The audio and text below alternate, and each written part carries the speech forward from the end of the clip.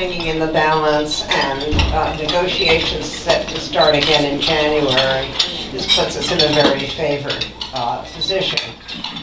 In fact, Canada is the largest trading partner that the U.S. has, second largest trading partner the U.S. has for goods.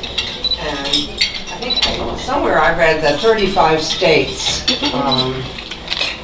majority of our exports from 35 states go to Canada. And in Georgia alone, about 3.5% of our employment is related to trade in Canada, which is not a small amount. So we are very lucky to have a trade specialist with us, and she certainly meets that. And she has worked for a long time also on,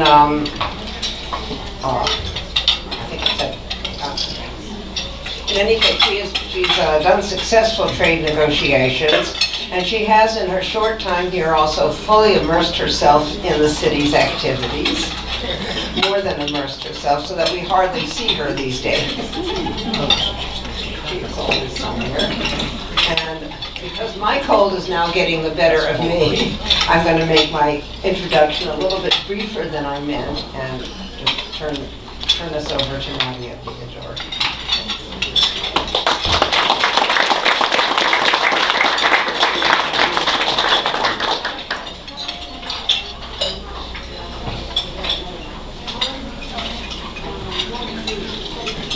How's everybody doing? Good. So, here we go. Can everybody hear me?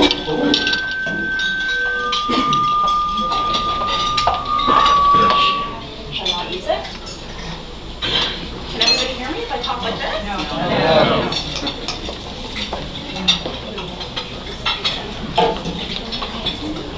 Okay. We'll see. Okay. Hello again. So as Sheila mentioned, yes, I arrived 2 days before Irma arrived here in Atlanta. And as Sheila also mentioned, I have been quite busy in the fall. I cover 6 states, so 5 states including, in addition to Georgia, so I have been traveling around. But I'm very happy to be here with you this afternoon to talk about the Canada-US relationship and to talk about NAFTA. So let me begin by thanking our hosts, the ACIR, for having us, and for thanking all of you guys for being here today. So I put this quote up as the first slide. And for those of you who follow the NAFTA discussions on Twitter, you will see that Canadian officials, and now some US officials, like the US ambassador posted to Canada, Madame Kraft, use this hashtag often: friends, partners, neighbors, allies. We use this phrase because it was so powerful and so true when President John F. Kennedy used it during his address to the Canadian House of Commons in 1961, and it remains true today. Part of my job here in the Southeast USA is to ensure that this continues to always ring true. So here's a snapshot of what I hope to convince you all of during today's discussion. So if nothing else, I want you all to walk away with these 3 takeaways, and hopefully have learned a fact or 2 that supports my assumptions here on this slide. So a deep and broad relationship between the US and Canada does go beyond trade. So I'm going to take a few minutes to speak to 2 very important areas: border cooperation and energy. So the Canada-US defense and security relationship is long-standing and entrenched, and it's highly successful. Makes it worse. I tried that. Canada and the US have the longest border in the world. and we safely facilitate the daily flow of approximately 400,000 people and over $2 billion in goods and services. We have fought many conflicts together. And with the North American Aerospace and Defense Command, which some of you might know as NORAD, we have the most integrated binational defense organization in the world. We are also the only two non-European members of NATO.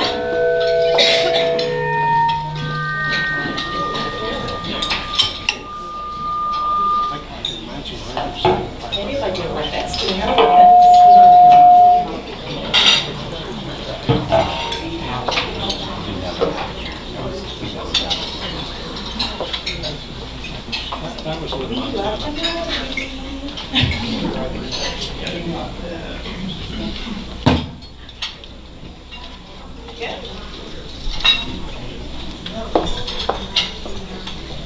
Great. Can you hear me? How about I hold it then? Yeah. Okay. In having discussions with folks about Canada and the US partnership, I feel like the energy story is often overlooked. So people intuitively know that cooperation on energy security happens between Canada and the United States, but it's not something that is necessarily focused on. So I thought I'd just provide you with a few facts about the energy security relationship between Canada and the US. So Canada is actually the #1 foreign supplier of energy to the US. And our energy partnership supports tens of thousands of jobs here in the United States. We, Canada, provide 9% of your energy needs, which is more than Saudi Arabia and Venezuela combined. The interconnectedness of the relationship is further evidenced by the North American electricity grid, which most people don't know about, but which delivers power to nearly all of Canada and the US, and as well as parts of Baja California in Mexico. Some, like the American Petroleum Institute, estimate that the US will require 10% more energy in 2035. And while technological advances, such as in shale, will help the US production meet those needs, some foreign supply will still be needed. And Canada is a reliable, safe, and stable partner. Now we'll delve into the trade relationship. So as Sheila mentioned during her introduction, Canada is the US's biggest customer, and 9 million jobs, US jobs, depend on trade and investment with Canada. Canada buys more from the US than China, Japan, and the UK combined. If we look at Georgia specifically, there are at least 266 Canadian facilities operating in Georgia, of which at least 68 are manufacturing locations. These Canadian-affiliated companies employ more than 21,000 Georgians. Finally, as the state's #1 customer, Georgia's goods surplus with Canada is $1.8 billion. And we'll talk a little bit more on trade deficits and surpluses later. So now that we've wet our palates, so to speak, let's get into what for me are the juicy bits. Let's talk NAFTA. Finally, I thought it would be useful to take a couple of minutes to put NAFTA in its historical context.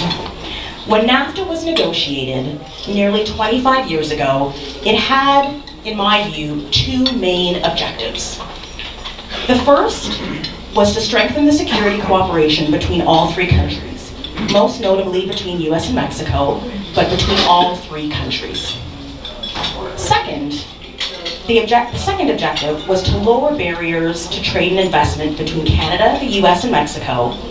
And the idea was that as the world became more globalized, creating a North American economy and integrating our supply chains would increase trade among our three countries, allow our countries to be more competitive in the global market, which in turn would create more jobs in the region, in all three of our countries. So, How have we done with those objectives? Well, I spoke to you about the security cooperation between Canada and the US, and my esteemed colleague from Mexico is here and can answer any of your questions about US-Mexico security cooperation. And on the second objective, since the pact came into effect, US goods trade with Canada and Mexico has risen from $293 billion in 1993 to over $1 trillion in 2016. This trade supports nearly 14 million US jobs. And that increase, and this is important, the increase in trade directly generated by NAFTA supports 5 million US jobs. The goal of integrated supply chains has also certainly come to fruition. Consider the Ontario company Magna, which employs 62,000 Americans and over 1,000 here in Georgia, 22,000 Mexicans, and 20,000 Canadians. Magna builds auto parts and components that rely on supply chains that crisscross the border. In fact, companies across the manufacturing sector now rely on a seamless supply chain that incorporates Canada and Mexico. These supply chains allow our companies to import competitively priced components so they can export their finished products at competitive prices. US firms such as General Motors and Ford send auto parts back and forth across the border an average of 6 times while a car is being produced. On global competitiveness, recent research done by the George W. Bush Institute shows North America as the most competitive economic region in the world. NAFTA has made North America a more attractive destination for investment capital from around the globe. So, with all the warm and fuzzy, why such negativity around trade, and especially around NAFTA? Well, I thought that I could address 2 myths associated with the agreement that may provide some insight. So myth number 1. Myth number 1 is that NAFTA has added to the United States trade deficit. So here's the thing. Canada and Mexico, and frankly, every mainstream economist around the world, do not view trade deficits as a very productive measure of effectiveness of trade or benefits of trade. Trade deficits exist because a country consumes more than it produces. Economics 101. Just like you would have a deficit if you spent more than your income going shopping or going out to dinner. The only way to reduce that deficit is to spend less and save more. You really couldn't blame the shopping mall or the restaurant. But since some US decision makers continue to raise the issue of deficits as relevant to the discussion of trade agreements, the Canadian government has felt obliged to address the issue. So I will just say 2 things. Using the Department of Commerce's, the US Department of Commerce's own data, the US ran a goods and services trade surplus with Canada to the tune of $12.5 billion in 2016. In the same year, the US ran a $36 billion surplus with Canada in manufactured goods. So being faced with those facts, the discussion recently has turned to a focus on just the goods trade with Canada. Officials in the US say, well, services don't really matter. This viewpoint, in my humble opinion, ignores 2 very important points. Number 1, the goods deficit that the US runs with Canada is due to our supply of energy to the country. As we noted earlier in the presentation, that trade has created a significant number of jobs in the US and provides a stable and safe supply of energy from a reliable partner. Number 2, the US is a big services exporter. As one of the most innovative countries in the world and as an important source of technology transfer to the world, services do matter. USTR's own data suggests that every $1 billion of services exported supports over 5,000 jobs throughout the US economy. So myth number two is that NAFTA has led to job losses in the United States. So here's where the scapegoating comes in my view. Because although economic globalization has put pressure on some of our jobs, automation and digitization have become a far greater focus. The nature of work has undergone a revolution over the past 20 years, driven by profound technological change. And frankly, we are poised for a more dramatic shift with the rise of artificial intelligence. But since NAFTA has come into force, overall job growth has been strong in all three countries. In the US alone, nearly 200,000 export-related jobs are created annually by the NAFTA. Research done by BMO Capital Markets, a Canadian investment bank, found that terminating NAFTA would severely impact consumers in all three countries, making the price of a car rise by at least $1,000.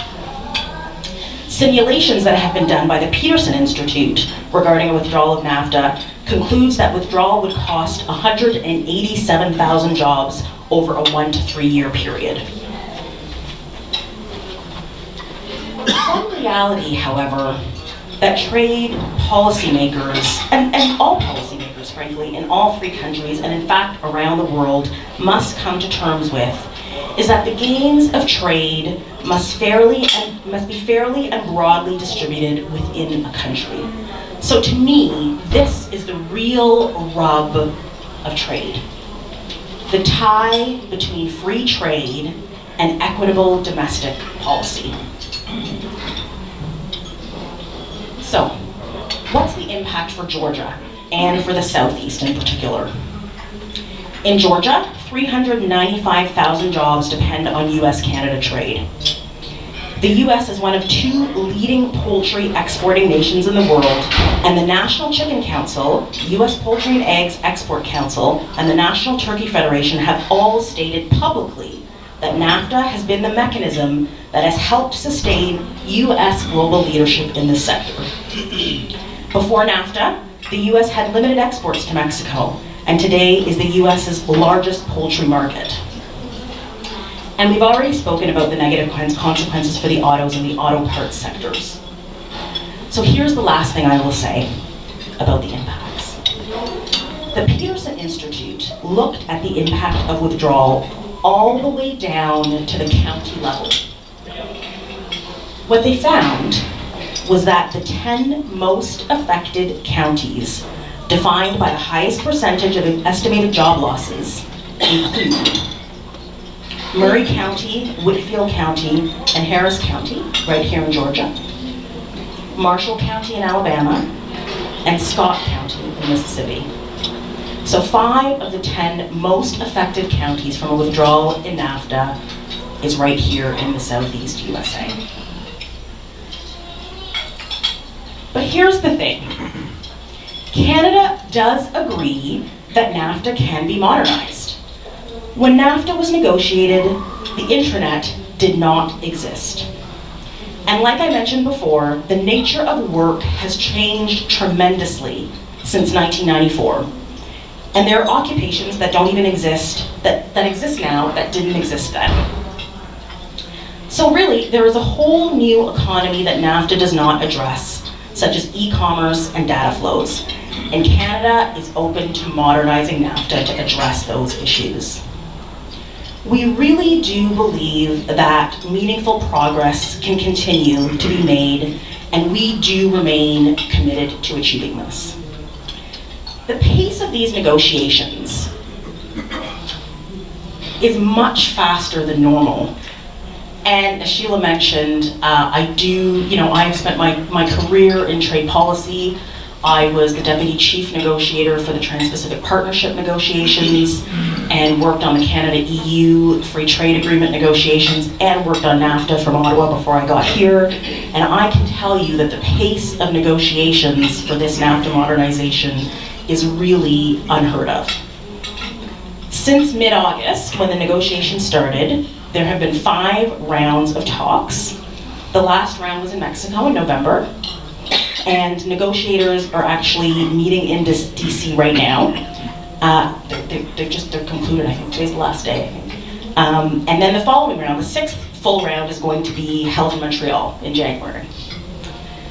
So let me just give you a little bit of an overview of where the negotiations are. We view the negotiations as being centered around 3 key baskets. The first basket is really those that are generally a little bit less difficult, where updates are needed to modernize the agreement and bring it to the 21st century. These include issues such as digital commerce, like I mentioned, regulatory cooperation, and trade facilitation. And in these areas, negotiators have actually made significant progress, and we actually announced substantive conclusion of a couple of chapters. So those who will tell you that NAFTA is at a stalemate and we are making no progress, not exactly accurate. The second basket of issues includes areas where parties are seeking additional market access commitments. And these are always among the most difficult issues in a trade negotiation. So temporary entry of business persons for one, market access in agriculture and in manufacturing goods. These are all areas that in any negotiation are the most difficult and always, usually, the last to be concluded. But Canada does have a track record of being able to resolve these issues in negotiations. The third basket is the one where most people might have read and heard about in the media. And those are what are called the extreme proposals, or the poison pills, as many of you might have heard. So in this basket, I'm going to deviate from my talking points and I'm going to be frank.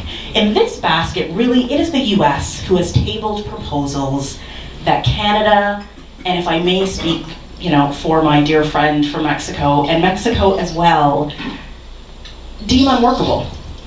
They are proposals that are either World Trade Organization, WTO organization minus, so they actually will put us in a position where we are breaching our multinational trade commitments, or NAFTA minus, i.e. they take us backward to where we were in 1994, or would otherwise take our relationship backwards in general. Canada has really been clear that these proposals will not get us to a NAFTA conclusion. We have been clear that we will not be able to accept any of these proposals, and that we really do find the proposals unworkable. But here's the thing. We really have used facts like the ones that I presented to you today, to explain to our dear negotiating partners from the US the negative implications of the proposals, not just for Canada, not just for Mexico, but for the US itself.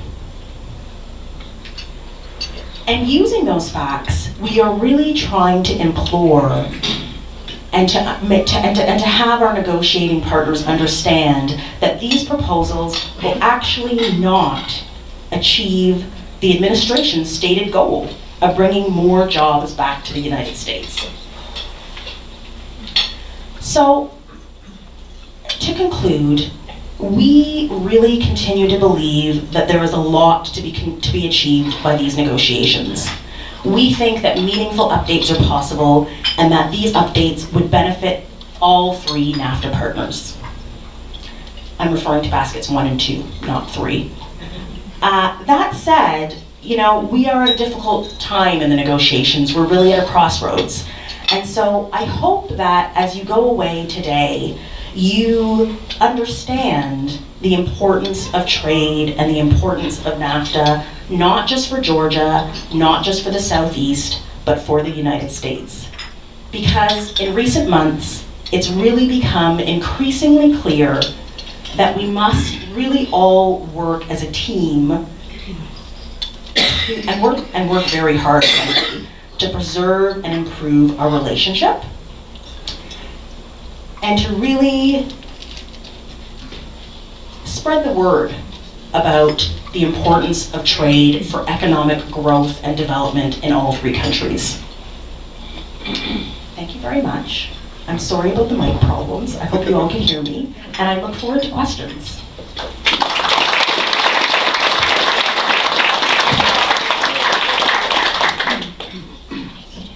We're going to try to make this mic work. Hands here first, then I'll give you John. Somebody, let's see if I can see John.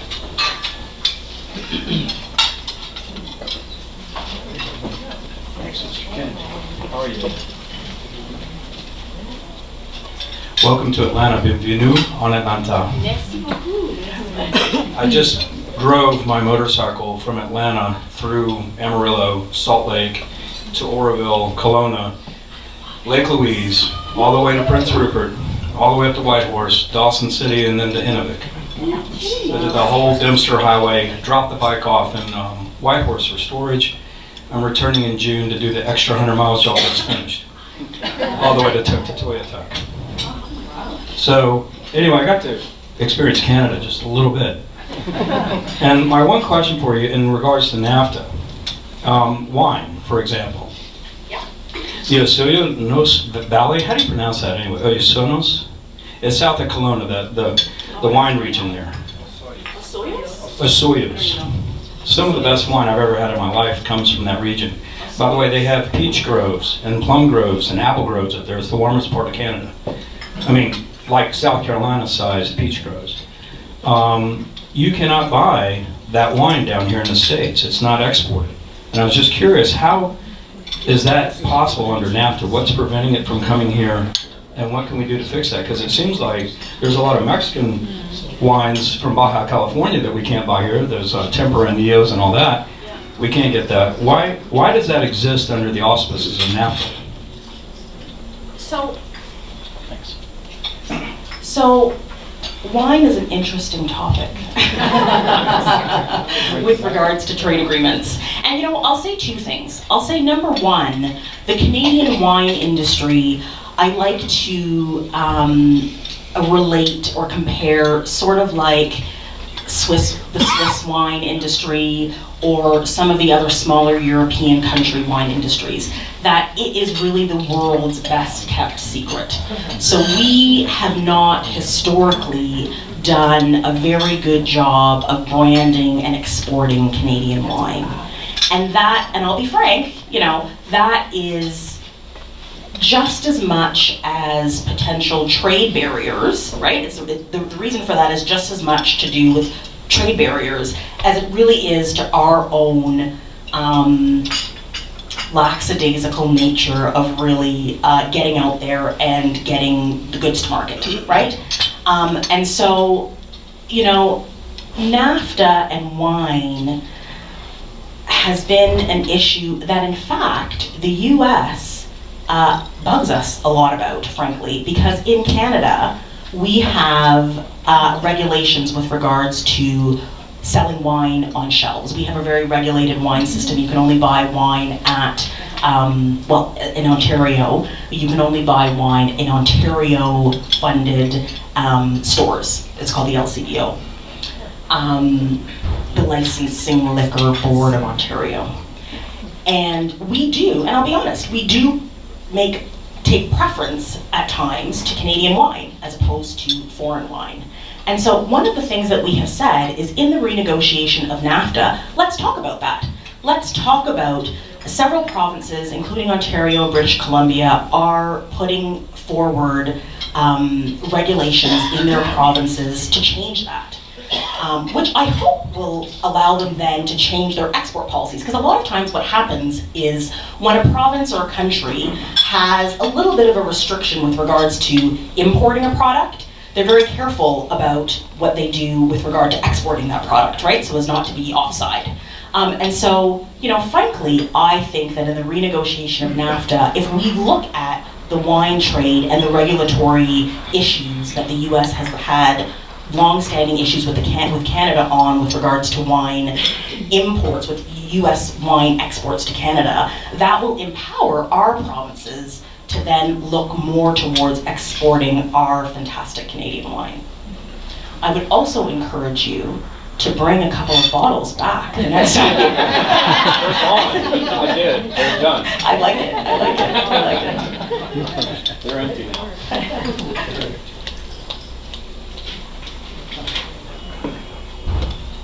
May I ask you about the tariff that the Trump administration has put on Delta buying the 50 jets, and also, is there anything new about the tariff that they put on the lumber from the West Coast in Canada coming down at a very opportune time?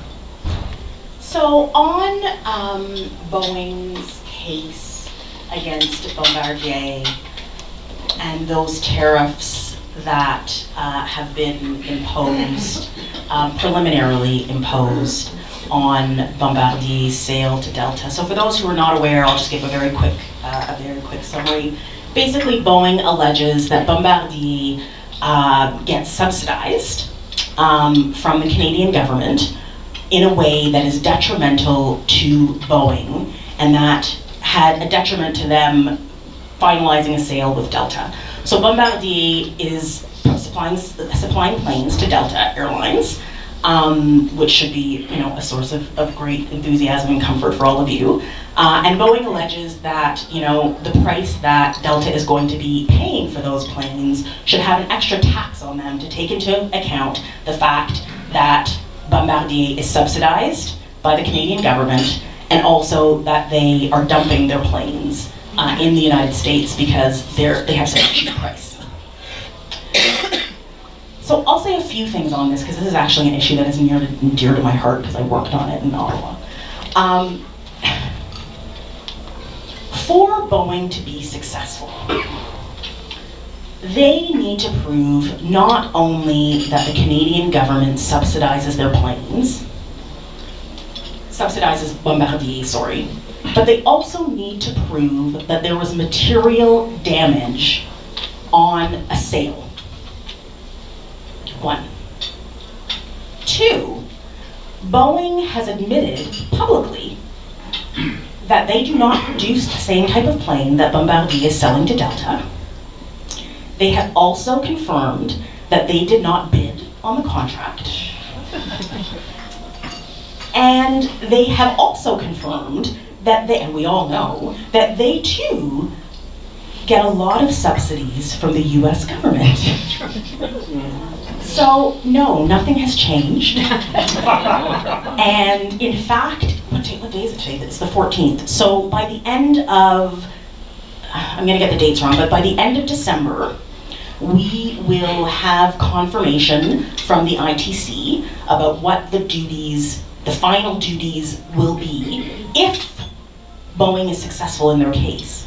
And then in January, next month, in January of 2018, we will have a final determination as to whether Boeing has actually proved their case.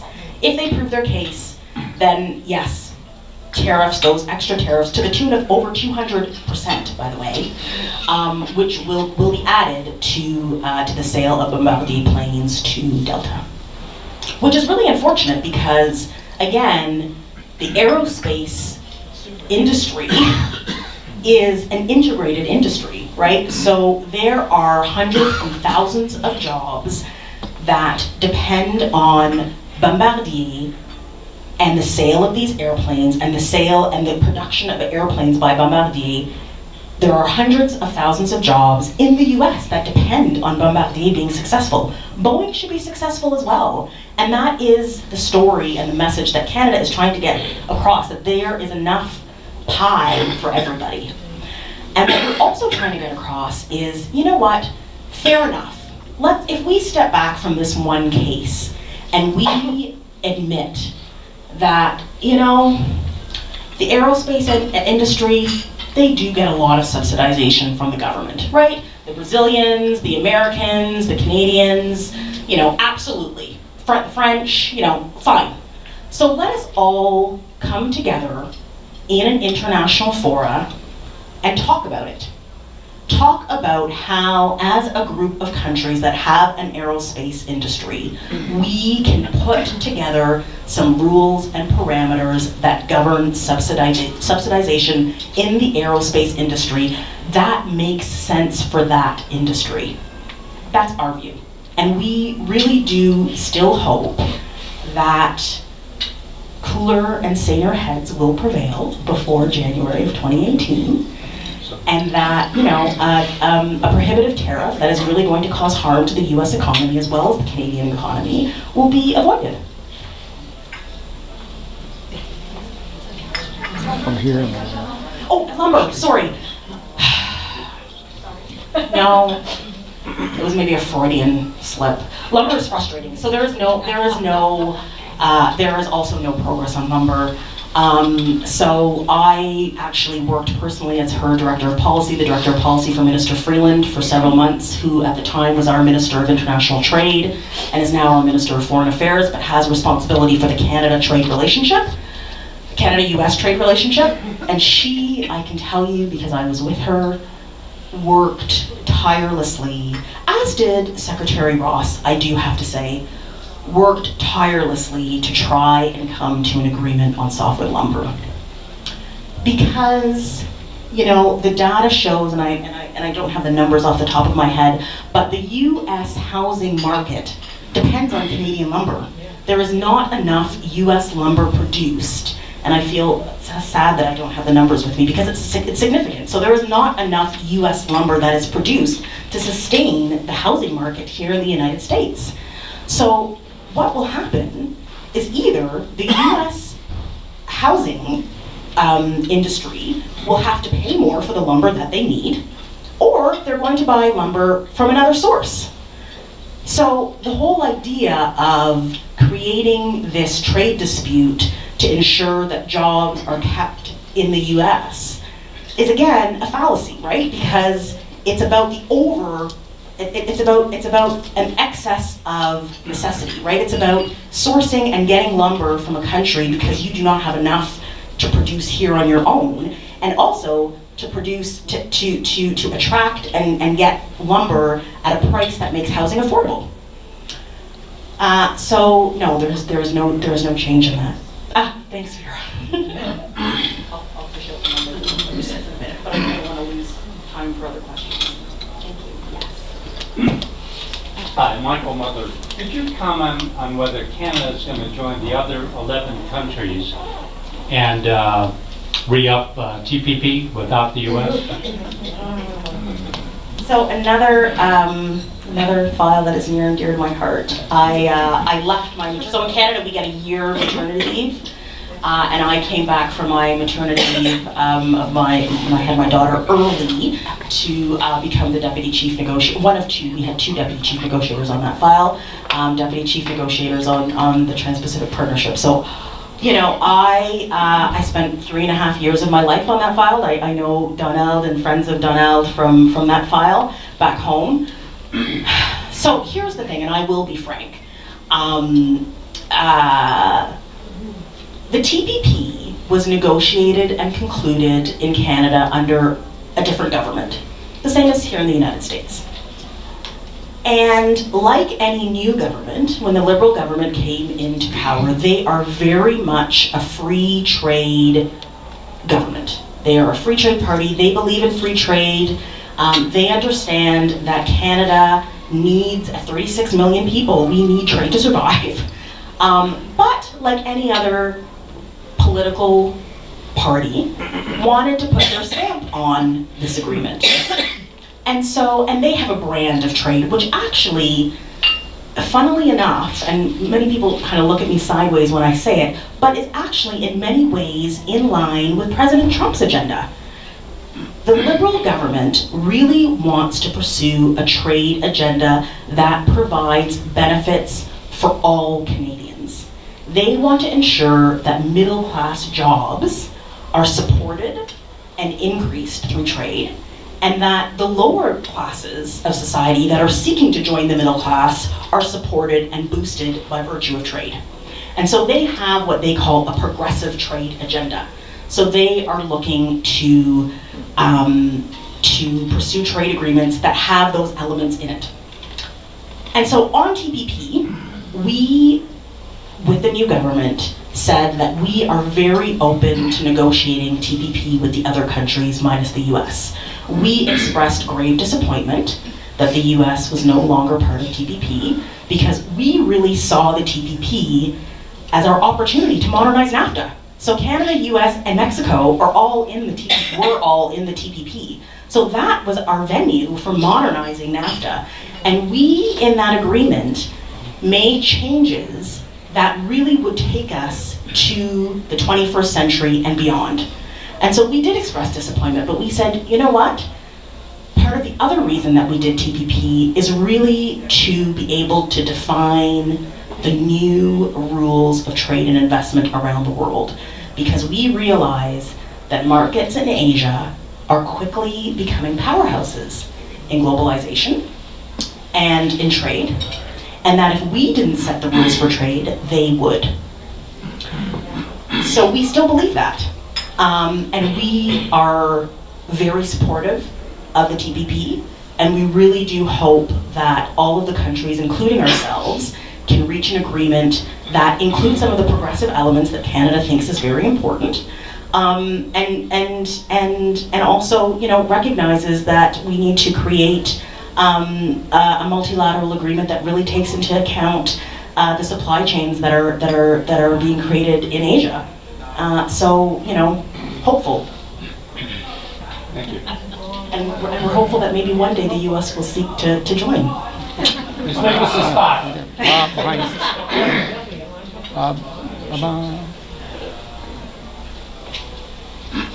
Thank you. I'm sitting here thinking of our present president who appealed to a mentality based on fundamentals. Those fundamentals are, if you think about it, education, jobs, food, clothing, healthcare. And I was wondering how the Canadian people feel about that. If you were to ask them, because I think I've pretty well covered everything in my commentary, but I'd like to know what the Canadian people think. Do they feel their jobs are being threatened? Do they feel, what about their education, etc.? So that's a good question, actually. And, you know, it goes back to something that I touched on just very briefly in the presentation, but that really, to me, is the crux of where we need to take this discussion in the future, this discussion on trade. And that is really the intersection of international trade and free trade and domestic policy. And so this new government, and I say that not saying that the previous government didn't care anything about it, because that's not what I mean at all, but the government that is in power now has really been very public about the fear, and has been very honest actually, about the fear of people being left behind or feeling that they are being left behind in the global economy and left behind in terms of the benefits of trade. And whether that's a scapegoat, as I mentioned during the presentation, right, because there are a myriad of issues that relate to jobs and employment, you know, and upward social mobility, right? It's not just one factor. So whether that's sort of a scapegoating or whether that's true, the fact of the matter is that for those people who feel it, it is real. And so the Liberal government has really made a concerted effort to implement policies that are focused and to work with our provincial governments, because in Canada, education, for example, and healthcare are actually regulated at the provincial level. So they have reinvigorated the relationship with the provinces. Donald, you can tell me if that's true or not. we have tried to reinvigorate the relationship with the provinces to really try and develop and implement policies on education, on healthcare, and on other social fabric type issues that are going to support the everyday Canadian. So on healthcare, for example, the Liberal government actually just announced an extra 6 months of paternity leave that can be taken. So now you can take up to 18 months of parental leave in Canada. Yes, I say yes to. Personal opinion, I say yes to. And they are working with the provinces on how to, I was going to say reshape, but maybe, I don't know if that's the right word, but I'll use it, to reshape the education system so that we begin to prepare the youth for the jobs of the future and the future workforce.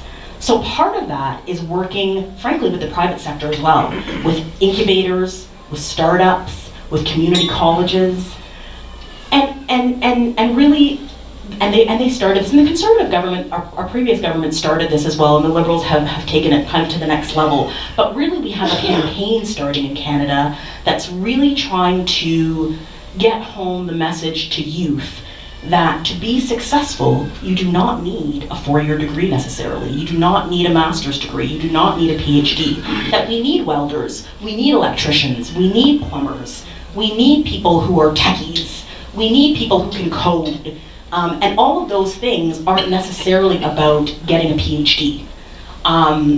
They could be about specialized college programs, specialized internships with companies, and so there really has been a push in Canada to move that forward.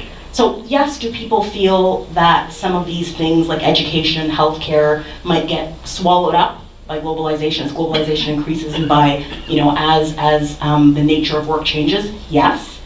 But I would say that I think that the government is trying to do their very best to make sure that that they quell those fears.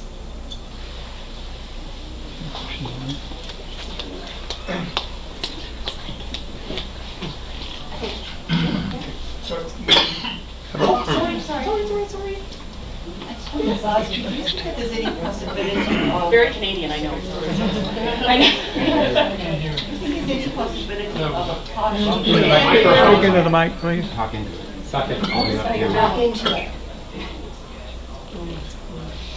Can you hear me now? Yes. Is there any possibility of a partial NAFTA deal? In other words, the two components that you identified that are workable potentially without the third. Is there any possibility that might happen? Well, again, I'll be really frank. No, I really don't think so. I really, honestly, I really think that because some of the third basket issues are things like, and I won't take up too much time, listing them all. Things like a sunset clause.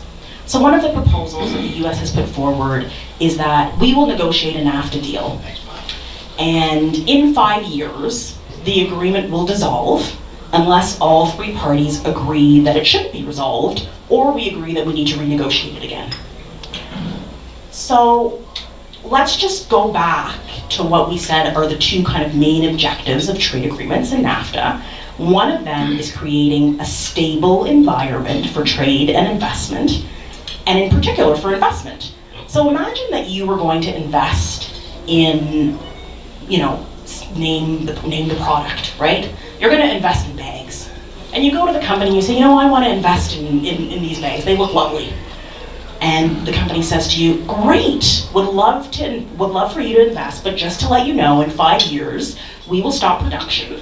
And, our company is going to fold up in 5 years. And so, or maybe not, we don't know. But yes, please, come and invest. Right? That's basically what would happen if we have a sunset clause in NAFTA. The investment climate is not supported by uncertainty. Parking those issues and saying we'll come back to it later is not going to really work. We really need to come to an agreement as a trilateral partnership, all three countries, we really need to come to an agreement that says that we are not going to have a sunset clause. It does not make sense. Dispute settlement is not voluntary. That's another one of the proposals, that dispute settlement is voluntary. And Mary, you guys might know her actually, because I think she lives in Atlanta. Mary Scott Greenwood. I don't know if anybody knows her. Anyway, she was on CBC, which is our Canadian Broadcasting Corporation. She was on CBC the other day, and she gave a fantastic analogy about dispute settlement. And it was a hockey analogy, so I'll being very Canadian, I'll give it to you. You know, when you're playing hockey, there are lots of things that can be voluntary, right? You might not need one of the players. You might be able to get by if somebody, is sick or doesn't, break the leg or whatever, but you can't get by without the ref to regulate the game. That is what dispute settlement does in NAFTA. You need a referee to regulate the game and to ensure that those commitments that countries have taken can be enforced in an impartial manner. So I don't think that partial agreement is in the cards. And for Canada, nor is, at this point, and I mean, I would say at any point, a bilateral agreement. I mean, we really believe that NAFTA is a 3-country agreement, and that it works best that way. Nadia, thank you very much. It's been wonderful sitting here listening to a real expert talk about these issues, which are so often confusing, that you're a great skill in bringing them down to a level that we can all understand. And I, of course, represent Ireland. I'm the Irish Consul General. So in trade matters, we're part of the European Union. We've been very happy to be a part of the European Union trading bloc for decades, and we will continue happily in the future. So my question is from that perspective. We are very conscious in the European Union that perhaps one of the most advanced global trade agreements of recent years has been the CETA trade agreement between the European Union and Canada. Yes. And we're also looking with great interest at the progress in these NAFTA negotiations, because of course the European Union itself would like to have a multilateral free trade agreement with the United States also. So these things are very important to us. But inherently, I want to ask just a fun light question. Do you have any good stories from the CETA negotiations? Is that a trick question? Because you know about Brussels and our Wallonian friends. So yes, I do have lots of good stories, some of which I will not be able to tell unless I have wine before. Or whiskey. But sorry. Or whiskey. Or whiskey. I do enjoy whiskey. I do have good stories, and I'll tell one, and I'll tell the Wallonian story because it was in the media, and so I feel like I can tell it and not get in trouble, not get a phone call from home. So we had concluded CETA, and we were celebrating, and it was great, and we were gearing up towards going to Brussels to sign the agreement, and I actually got a call from my counterpart in Brussels to say, we have a problem. And I said, okay, what's the problem? Because my minister is booking tickets to get onto a plane to come and sign this agreement. And they said basically that Wallonia had an issue with CETA. They had an issue because they felt that they had not been properly consulted by Brussels, and they wanted a timeout. They were not going to agree, and they wanted Brussels to not sign. And, it was a funny story for a couple of reasons. It was a funny story because, I'm here on the phone and I'm thinking, okay, how real is this really? Is this kind of a bluff? So maybe I should just, say, oh yeah, okay, fine, and not tell the minister and hope it blows over? Or should, I call Mayday and maybe call one of my European Union colleagues from another country to see, what can we do? Can we work together here? Can somebody talk to the Wallonians? What's going on? And then it was interesting, maybe not funny, interesting because Minister Freeland, from the time that she took office, and she, you know, we spent a lot of time together, and so she would always say, and she really means it, and you can tell this government really means it. You know, Nadia, the most important thing that we can do is to make sure that people feel heard. We need to make sure as we move forward with CETA, with whatever else, that people feel heard, that we talk to our stakeholders, that they understand that while we might not be able to do everything for everybody all the time, that we are listening to them and that we are trying. And I thought, well, you know, when I tell Minister Freeland this, she is going to say, aha, you see, a prime example of how not consulting properly with your stakeholders leads to problems in the end. So, you know, we eventually decided to go to Brussels, knowing that the Wallonians had a problem. And we thought, you know what, maybe we can talk to them when we get there.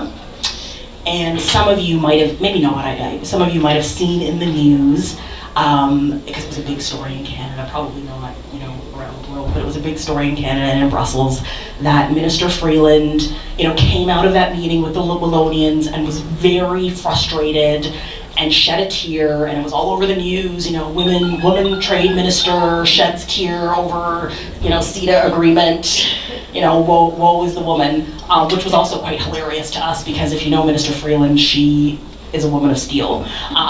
So, you know, that was quite amusing as well.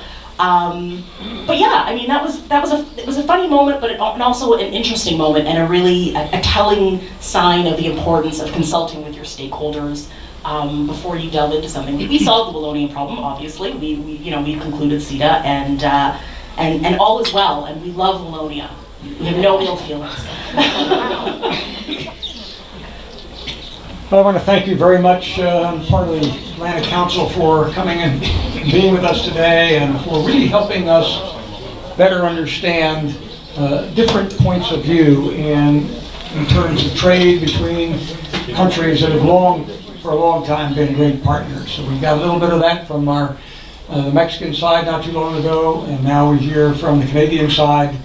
And I hope it is this is an opportunity for us to really get a better understanding of where we would like to go as an American in the United States in terms of trade relations with our partners. It's so important. It's been important to the past, and it's certainly important now to the future. So if you'll join me in thanking Nadia once again for joining us.